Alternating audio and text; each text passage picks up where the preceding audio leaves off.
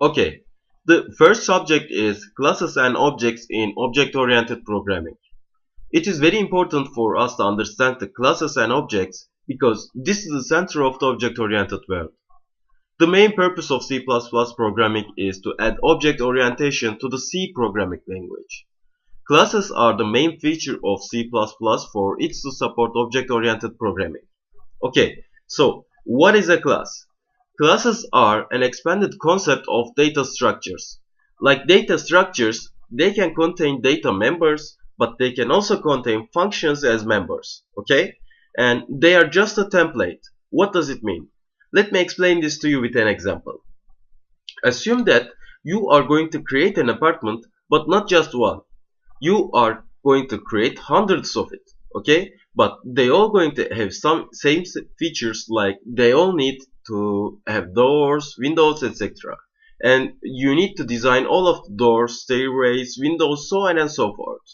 So instead of designing hundreds of windows, you can design one, and you can copy of its informations for further usage. Okay, this is a template. Class is user-defined data types with data and functions. What is this phrase saying to us? It is saying that you are the one who should design windows and doors. And also you are the one who should implement some functions to manipulate them with some different settings. Okay? So now assume that we created our class and we need to access its members. Okay? So how to do that? With an object, of course. Okay, so what is an object? Object is instance of a class, and we can create any numbered object using one class. Okay, of course there's a limitation, but it is about the computer. I mean, if you don't have any other places on earth, you cannot build another apartment onto it, right? Through the objects, we can access the members of the functions of the class. Okay, enough reading. Let's get into coding. Okay, a class definition, as we see here, a class definition starts with the keyword class, and it is followed by the class name and the class body, enclosed by a pair of curly braces. A class definition must be followed either by a semicolon or a list of declarations. For example, assume that I need to clarify a box's settings. Okay, we can see it here. Okay, so we already open up the Visual Studio and set up the properties for the project file. Okay, so and here is the example. First, I'm going to include my IOStream library. Okay, I'm going to write using namespace standard.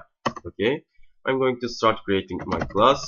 I'm writing class keyword. I'm writing class name, my class's name. I'm opening my curly braces. Okay, so in here I'm going to write public, which is an access specifier, and we are going to see this in the subsection. Okay, public. Now I'm ready to write my variables into my box class. Okay, I am writing double length, length. Okay, double breadth, and finally double height. Okay, so we have a class that is named as box, and we have length, breadth, height variables in it. Okay, the keyword public determines the access attributes of the members of the class that follow it. Okay, a public member can be accessed from outside of the class, anywhere within the scope of the class object. You can also specify the members of a class as private or protected, which we will discuss in the subsection. Okay, and now it means that we can start to create our objects too. Let's create two boxes and see what we can do with them. Okay, first, how to create an object from a class. As you see here, it is very basic. We only need to write class name and object name. Okay, in the example we are going to write box because our class name is box. We are saying that we are going to create a box1 named box1 object, which is a type of our box class. Okay, so in the code object, in the code project, we are going to write box1. Okay, you see, we created our first object that is named as box1. Okay, I'm going to create another one, box2. Okay, so we created our box classes and we gave variables in it, and we also created two objects from that class. So now we need to access those members with the help of our objects. Okay, now we can use these objects for our test example. The public data members of object of a class can be accessed using the direct member access operator, which is dot operator. Okay, you only need to press the dot button of your keyboard. Okay, let us try the following example with making things clear. Okay, so my object name is box1. Okay, I am waiting that when I hit the dot operator, I will be able to see this box1 objects class, which is box, because I've created my box1 from the box class. Okay, I'm waiting that I need to see the variables of box class. Okay, because when I created the box1 object, I I gave these variables automatically to it. Okay, so when I press the dot button, I am waiting that I need to see the length, breadth, and height. Okay, but I am not able to see that right now, just because I am not created my main class. Okay, my main function. Okay, first I need to create my main function. Int main. Okay, I open up, close my curly braces. Okay, so now I need to create my objects inside of my main function. Okay, I'm writing box1 and box2, which is creating my box1 and box2 objects. Okay, in my main function. Now I am waiting that when I hit the dot button, okay, as you see, I am able to see that breadth, height, and length. Okay, so I am able to manipulate their data. Since they don't have any data right now, I'm able to assign new data to them. Okay, let me give you an example. For example, I want this box1 object's breadth to be for example, let's say 2.0. Okay, now I'm going to write box1's height is going to be 5.0.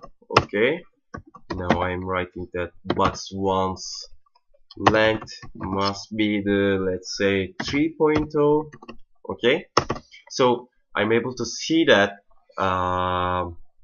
my box1 objects, all variables are assigned by the double numbers. Okay, so I'm going to write the exact same thing for my box2. Okay, the breadth would be the 1. Okay, the box2 objects height would be the 4. Let's say 4. Okay, box2 objects length must be the, let's say, 6. Okay, so now when I want to write this to the screen, I must be able to see that my box1 and box2 objects, all variables are assigned. Okay, so I'm going to first return 0, and I want this to the wait on the screen for a minute when I click or press anything. Okay, so I'm going to write cout on box1's, let's say we want to see its height and end line. Okay, so when I compile and run my project, okay, I'm waiting for it to show me the 5. Okay, because my box1's height is 5. Okay, oh, it's popped up on my other screen.